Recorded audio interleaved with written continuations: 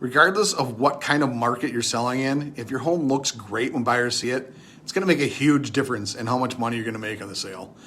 Whenever possible, I strongly recommend at least doing a deep cleaning of your home inside and out, including working on your curb appeal and landscaping, and fixing minor things like loose doorknobs and squeaky hinges.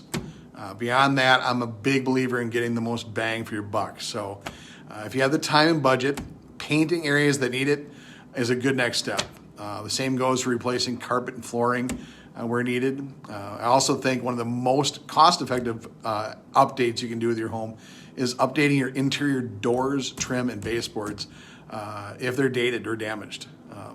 Some other updates that bring you the best rates of return include things like putting a new vinyl siding, a new garage door, a new roof, upgrading your insulation, new wood flooring, or the highest rate of return comes from just refinishing current wood floors. That'll bring back 147% of the cost of the project. The important factors are: what is your budget for updating? What is your tolerance for putting in the time and the work?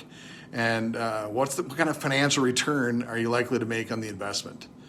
Every home is different. If you'd like your home evaluated, send me a message or find my contact information on my homepage of my Facebook. Thanks.